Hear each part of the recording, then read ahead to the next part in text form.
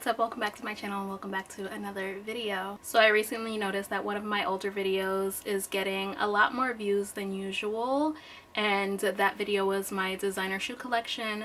So today I thought it would be a good idea to show you my designer or luxury handbag collection to kind of go along with the designer shoe collection. Now the collection that I have is small but mighty, and a lot like my shoe collection, it doesn't include any of the more typical or well-known designer brands. I don't have any Louis Vuitton bags, I don't have any Gucci bags, Fendi, Prada. I don't have any of that. I think since I don't have any of the more well-known brands, my collection has a lot more longevity to it and will never really go out of style. A lot of the bags that I have, I've had for 4, 5, 6 years already, and I will continue to keep them for many years to come. So I think I'm gonna go in order of oldest to newest and keep brand specific, just because there's only a handful of brands anyway. So let's get started with Issey Miyake. Now I worked at Issey Miyake for 4 years, so I had the opportunity to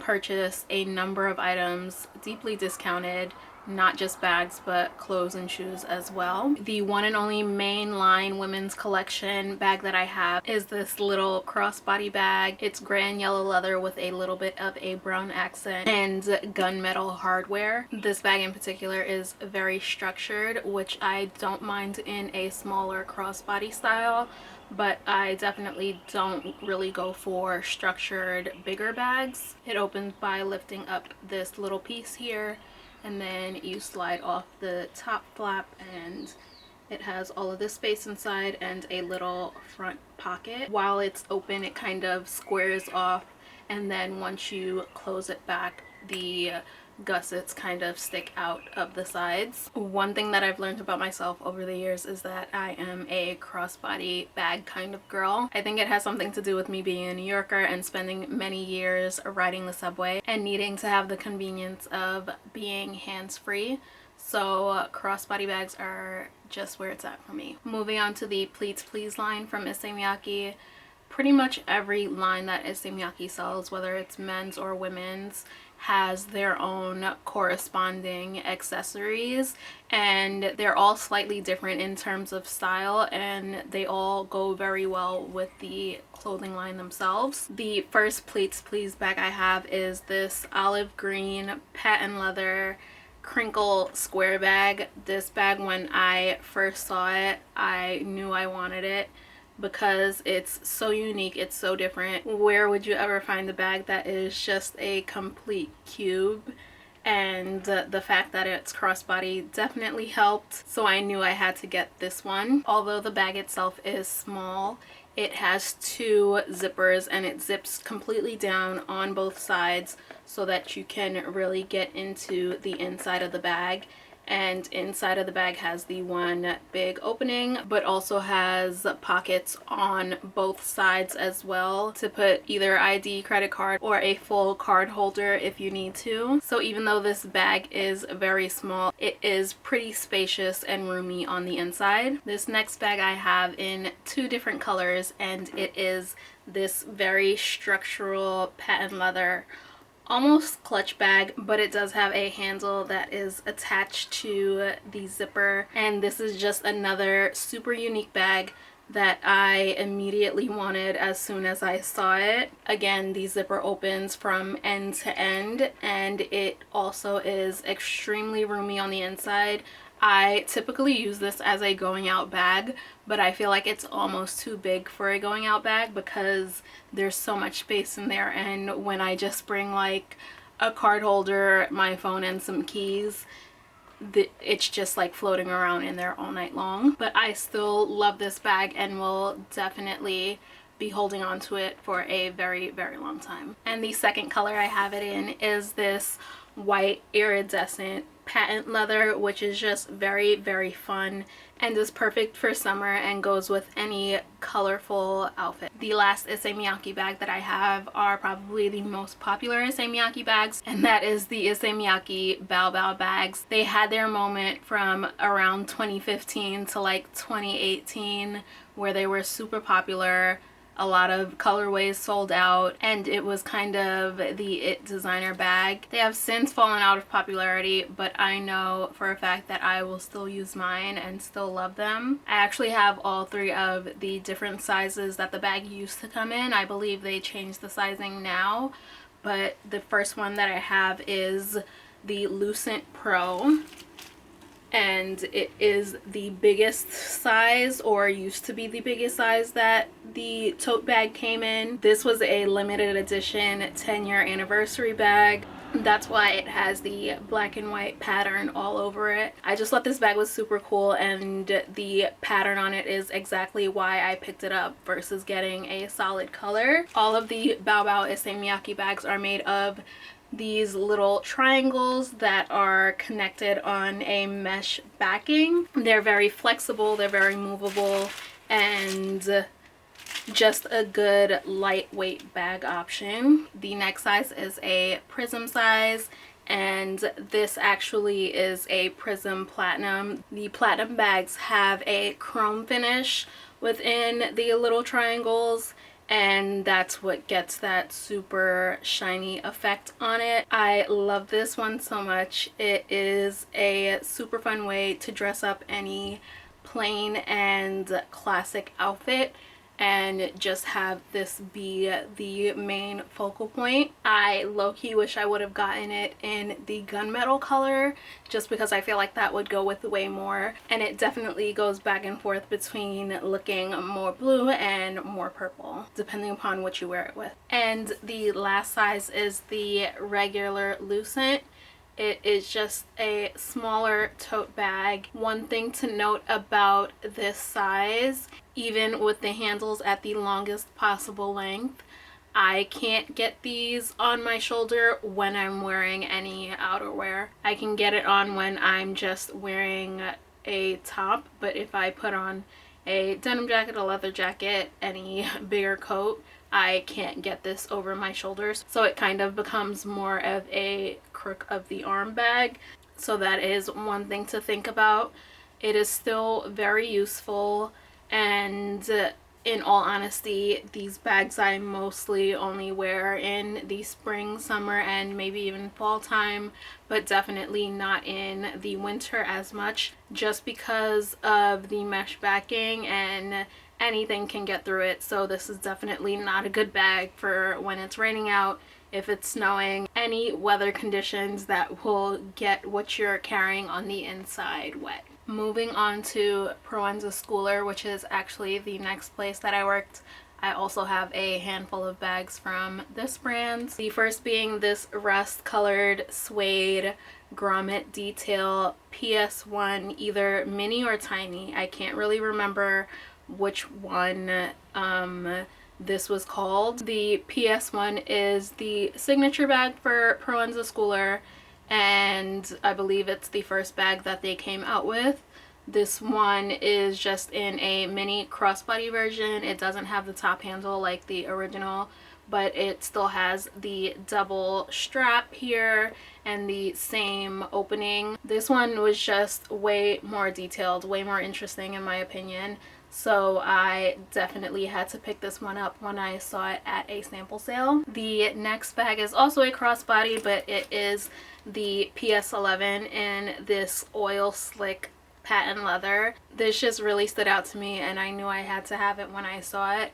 It's actually one of my favorite bags to wear out, just because it's convenient with the crossbody strap, but definitely appropriate for going out in the patent leather finish, and goes with a lot of items because of the oil slick that you can see a bunch of different colors shining through in. This next bag is the original PS1. I believe this is the tiny and the red suede bag is the mini. I can hold them up next to each other for a comparison. I just remember it being kind of ironic calling it a tiny bag when there's a bag smaller than it in the same structure. This has a lot of the same details as the red suede bag with the two buckle straps, the clasp opening.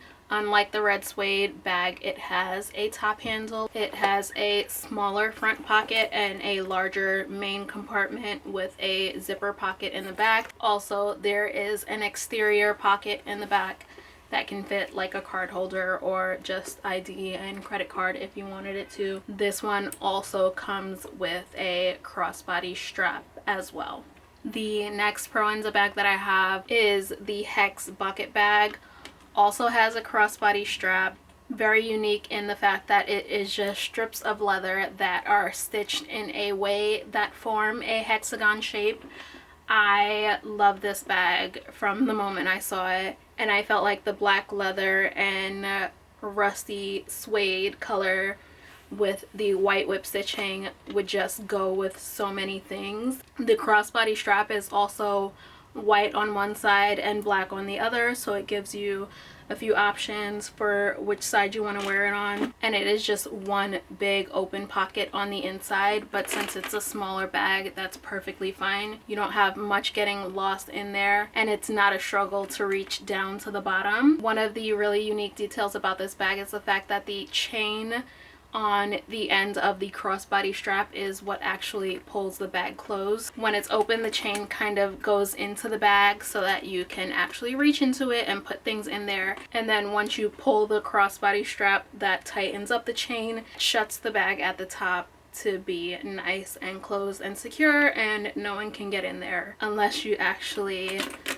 physically open it with your hand again. And the last Proenza Schouler bag that I have is basically the same thing. It's just the hex bag in the tote shape, so the bottom is not in a six-sided hexagon like the bucket bag. It's just a plain rectangle at the bottom, but still gives you the really interesting diagonal strips of leather, and has the same whip stitching, just all in black instead of in the contrasting materials. Also has a crossbody strap and two tote style top handles. It has a snap closure, which in all honesty I never used. I kind of just leave the bag open, but this is definitely my most used bag from Proenza Schouler. At least I feel like since I've had the Issey Miyake bags for so long, those definitely have seen more use than this.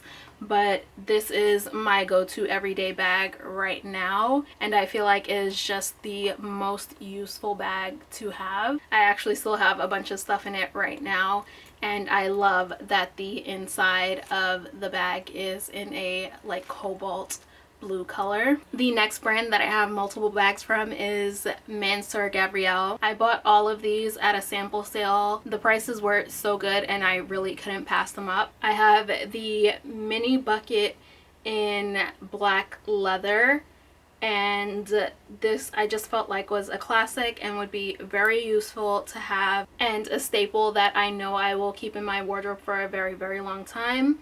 I felt like this size was perfect for me versus any of the others. The mini is way too small to fit anything in really, and then the regular size or the small size is a little too big in my opinion. Since this leather is so structured, the bottom of it sits out wherever it lands once you have it crossbodied. If you have the bottom of your bag sitting at your hip, then this is just going to stick out even further than your hips, and I just didn't really like that look with the bigger size, so I opted for this one, and I feel like it is perfect. It's a classic, it's a staple, and I will definitely have it for a long time. I also got the same mini bucket in a brown suede, and the suede is much softer and much more malleable, and I got this to match the brown suede slides that I got from Mansur Gavriel. If you watch my designer shoe collection video, those were in there, and I just love this. I love chocolate brown,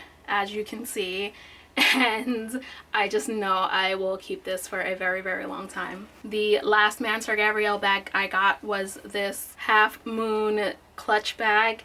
It just zips open from one side to the other and is a nice open pouch with an inside pocket. I just thought the shape of this was very unique. It was very reminiscent of the shape of a makeup bag, but could be used for day or night. Moving on to my last few bags. First up is this J.W. Anderson Pierce bag. It is in a black velvet and has black satin ribbon detailing throughout. It has the signature ring in gold. It has a gold chain strap and is just black suede on the inside. I got this bag because I felt like it would be perfect for the holiday season since it is in a black velvet material, and to me velvet is always perfect for the holidays. I figured I'd close this video out with some black owned designer brands that we all know and love. They both have risen to popularity in the last few years and have just made owning luxury items so affordable, and I love that for us. The first one being this Telfar bag in the champagne gold color